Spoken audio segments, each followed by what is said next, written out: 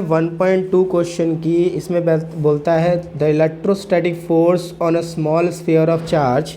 यहाँ पर एक स्मॉल स्फीयर है जिस पर चार्ज है Q1 which is 0.4 into 10⁻⁻⁶ coulomb, क्योंकि माइक्रो में गिवन है।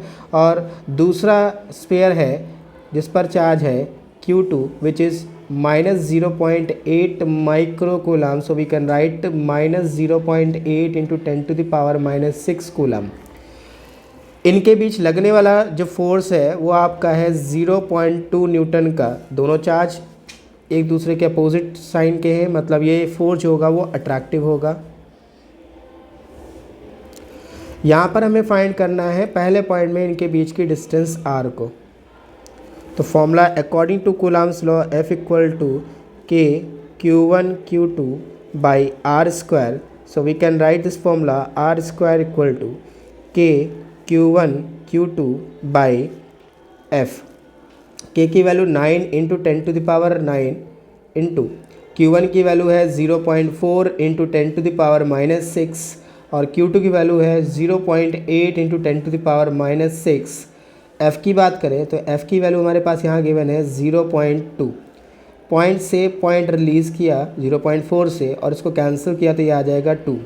मल्टीप्लाई कर लेते हैं तो R स्क्वायर इक्वल टू हो जाएगा 9 इंटू 2 किया तो 18 इंटू 0.8 इंटू 10⁻⁻⁹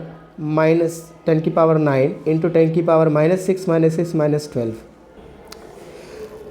फर्दर सॉल्व करते हैं तो यहाँ पर इसका मल्टीप्लिकेशन करेंगे तो यह आएगा 14.4 इंटू और यहाँ पर -12 और 9 10⁻⁻3। इसको लिख सकते हैं 144 इंटू 10⁻⁻⁴। दैट मीन्स ये R स्क्वायर की वैल्यू है। R की बात करें तो √144 इंटू 10⁻⁻4।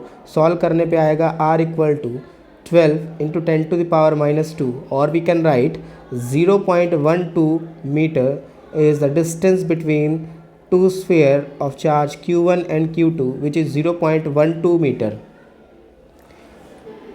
चलिए नेक्स्ट पॉइंट जो B पॉइंट है इसकी बात करते हैं। What is the force on the second sphere due to the first।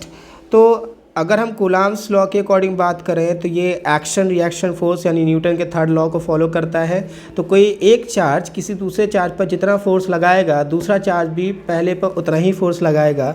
मतलब Q1 Q2 पर जो फोर्स लगा रहा है और या Q2 Q1 पर जो फोर्स लगा रहा है दोनों की वैल्यू सेम होगी विच इज़ 0.2 न्यूटन।